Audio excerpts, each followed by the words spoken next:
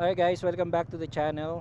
Walang lakad ang Lobo today, so punta tayo sa Mother of all Asia sa Batangas City yata yun, pero hindi ko pa sure. Na susunod na tayo sa maps. Will be 2 hours, more or less 2 hours mula dito sa amin, and naakyat natin yung Mother of all Asia na yun. Maganda raw yung view dun. Okay guys, samahan nyo kami sa ride ngayon. Medyo malayo-layo to expressway na to. 2 hours, so more or less siguro mga 1 oras mahigit tayo sa expressway kasama na yung Star Toll. Tapos the rest yung biyahe na rin sa Baybayin papunta doon. Alright, natapos din namin ng Star Toll. Sakit sa puwet to. Papasok na kami ng Batangas City. Pupunta ng pier. Malapit yata sa pier yun eh. Kasi nakita ko sa pictures, parang may overview siya ng dagat. Akatin natin yun. Sana paakitin tayo. May bayad lang naman, di ba? 150. Malalaman natin pagdating doon. Ganda na daan dito guys, oh. Ginagawa pa. Bypass road siguro to. Tine-develop pa lang. 52 minutes pa bago kami makarating doon sa Mother of all Asia. Ganda, oh. First time namin makarating dito guys. Ang ganda at ang lamig. Grabe yung daan, ang taas, oh.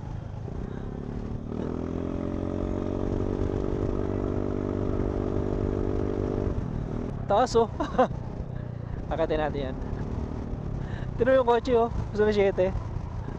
Ang ganda ng daan, oh. Let's go!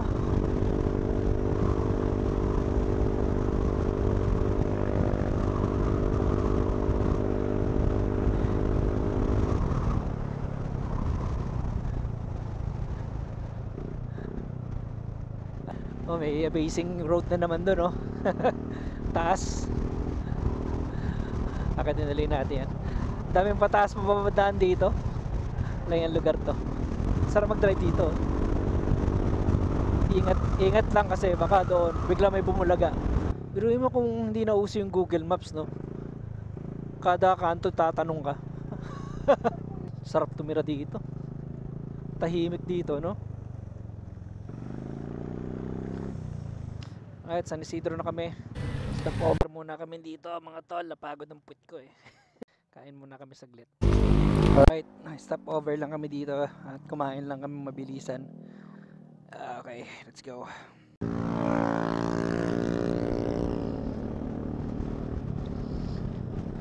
Okay guys, nalapit na kami sa pier. Napunta na kami Mindoro. Itong ilang lubak yun. Yeah.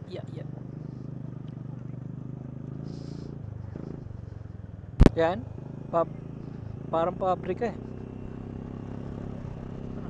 Puro kayong bundok yan, no? Mga gas, parang imbaka ng gas.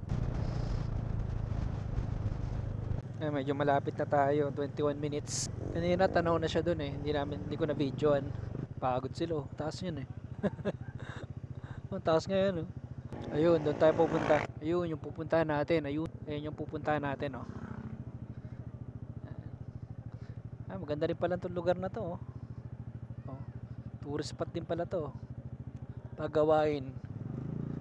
Oh, selfie. Yung parang sarap ng amoy ng dagat eh, no? Parang sarap lumaligo eh. Medyo malayo pa yung pupuntahan natin, oh. No? Yung tanaw mo na yun eh, no? Nasa 20 minutes pa yan, no? 18 minutes pa.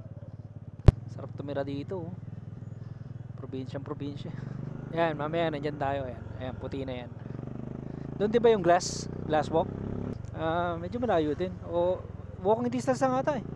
Pero parang hindi siya walking distance. Kung titingnan mo rito. Chill lang si Manong, oh.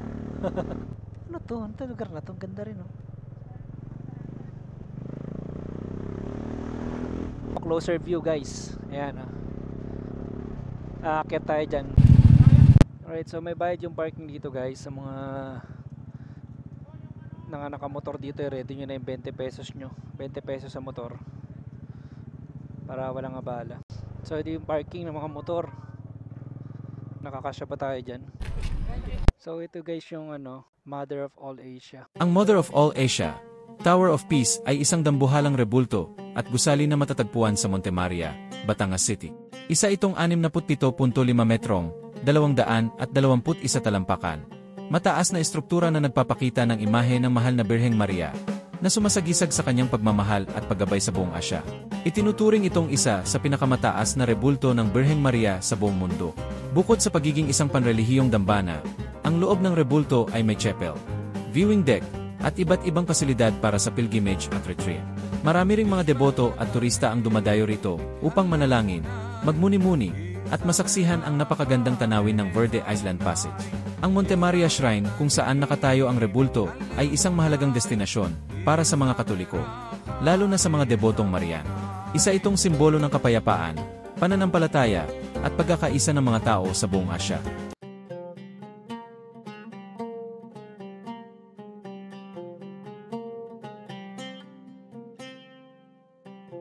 Yung Mother of all Asia. Try natin akyatin to later. So hindi lang yun yung pwede nyo puntahan dito. Meron ding mga places na pwede nyo puntahan. Like this one. I don't know what's that, but looks very cool. Yan yata yung glass walk. And this side, Monte Maria. Okay, let's go. Pagkat pa lang dito, pagod ka na. Layo pa. Ayun pa yung pupuntahan, no? Nakakapagod. Ata mo ganun eh.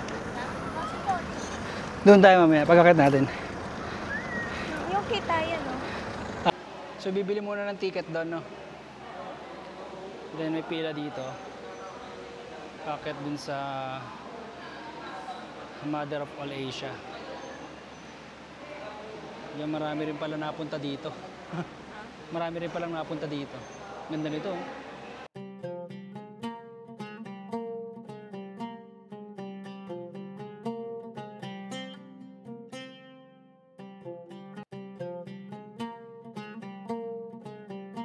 So pila yung pag-akyat dito. 12-12 kada isang biyahe ng elevator, no?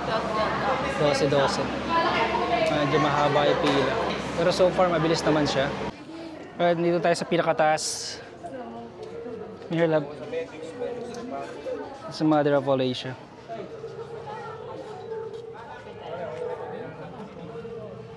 Doon tayo nakapark.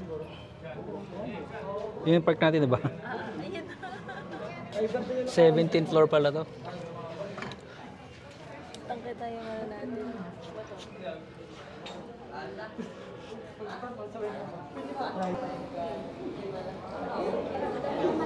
So yun yung dinaanan namin guys, yung zigzag daan na yan. Doon kami nanggaling sa yung parang planta doon. Yan. Mula doon, nasa 20 minutes ata. Pero kung tuwid yung daan na yan, mabilis lang yan, mga 10 minutes lang yan. Taas din no? 17th floor eh. Okay, so saglit lang kami ron. Ang init kasi doon sa taas. Malit lang pala yung pupuntahan mo ron. So mga pupunta rito, ang entrance fee is 150 pesos. Student and senior, 100 pesos. Tapos pila siya sa elevator, pero hindi naman ganun katagal yung hintay. Hintay mo agad bumaba. Tapos pag nandun ka sa taas, 15 minutes ang maximum stay dun sa taas. Alright guys, so that's our vlog for today. So pumunta ron sa ano nga ba yun? Mary of all Asia. Magbawang kayo ng konting pasensya kasi medyo mahaba yung pila doon. Pagka-akit kayo doon at sobrang init pala doon kasi katabing dagat na siya. Pero worth it naman siya dun sa mga mahilig sa mga overviewing yung beach tsaka yung magagandang overview kapag ka top view. So, super sulit siya tsaka sa mga religious person kasi simbahan din siya sa ilalim, pwede yung magsimba rin kayo doon. And then yung entrance fee niya ron, kung aakyat kayo rin sa taas is 150 per regular guest, and then kung senior and student 100 pesos yan.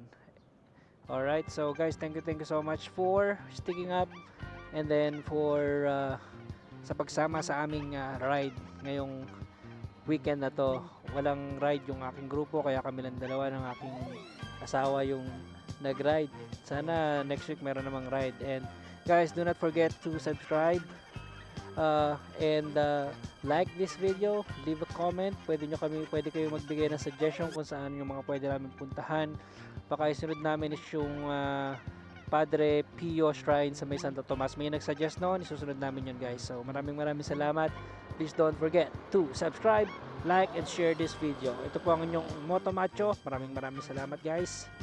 See you.